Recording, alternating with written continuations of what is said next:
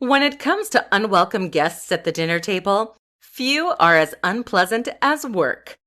Bringing home work with you doesn't just affect you, but rather your entire family. Your children won't have the full attention of their mom or dad, and you'll be far more likely to make silly mistakes or to stomp around the house in a bad mood. The irony? When you don't know how to switch off from work, it actually makes you less productive in the long run. That's because the brain needs a balance between go time and rest time. This is due to the way our nervous system operates. If you are constantly on, then this will eventually mean that you are running half-mast. In this presentation, we'll discover how to completely switch off from work so that you can enjoy time doing things other than work. The golden rule: no checking. If you do that though, then you'll find yourself forever popping back to the computer to tweak things and make notes. Be strict with yourself. Once you switch off, it stays off until the next day. Turn off your work phone and don't check your email. Nope, not even once. 1 is the first number in a sequence. You need to switch off, unless you're happy to work into the evening and like to multitask. More to the point, while it might only take you a second or two to look at your phone, the emotional impact of that email can linger for much longer. If you learn something stressful you're going to need to deal with the next day, it can be hard to focus on your work until then. There's another reason that you need to be strict with the not even one rule too. That's because it takes practice. In order to truly switch off from work, you need to learn to not think about it until the next day. This isn't easy to do. The only way to get better at it is to practice. If you don't let yourself go a single evening without checking your email, then you will never get better. Use external tools. The goal is to try not to worry about things, and though that's easier said than done, making a to-do list and some notes at the end of the day can help you relax.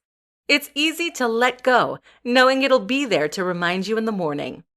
You can think about this like an external storage for things that are on your mind, like locking them away in a huge trunk and not looking at them until later. In fact, you can even use a fancy term for this: exocortex. Meditate. Another tip is to try meditation. This is a powerful exercise that involves focusing the mind or clearing it of distracting thoughts. Both these processes actually teach you to become better at emptying your mind and focusing on the things that you want to focus on. Meditation provides you with a powerful skill that will give you the laser precision you need in order to switch from one task to another to completely relaxing and emptying the mind. You'll become an entrepreneurial ninja, and this is ultimately what you need to become if you're going to maximize your effectiveness at work. Distract yourself. Finally, try to fill your evenings with interesting things to do that will distract you from the work that you've just done. Sitting in front of the television watching junk shows is neither recharging the brain, it actually puts us in an aroused fight-or-flight state, nor partially engaging or beneficial. How to get into a flow state for ultimate productivity. A flow state is an almost mythic state of superhuman performance and focus. In a flow state, people are said to perform their very best work, to see creative insights that would otherwise be lost to them, to focus for hours on end, and even to enjoy a feeling of euphoria. But this is no myth. The flow state is a very real psychological phenomenon that has been written about by countless psychologists and neuroscientists. And it is something that anyone can tap into if they want to get more work done and produce a higher standard of output. Here's how you can tap into the flow state as a solopreneur. Learning to flow. There are countless tips out there for getting into flow states, which include such things as filling your room with stimulating materials, using the precise cocktails of caffeine and L-theanine, etc.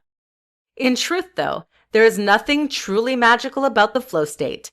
The flow state simply occurs when all other brain chatter falls away. This is something that anyone can achieve, but the rub is that it takes time. Nobody can sit down and find themselves in an immediate state of perfect focus, so instead, you need to force yourself for those first 40 minutes. Too many people feel distracted during the first 30 minutes that they attempt to work, and then stop because they assume it's going to feel that way, or they think it won't hurt to take a 2-minute break. In truth, though, if you push through the initial resistance by forcing yourself to only focus on the matter at hand, your brain will eventually get the hint. And this is something that then starts to come more quickly and easily with time. So consider this a skill to develop, rather than a magical state to somehow stumble upon. Finding the right type of work.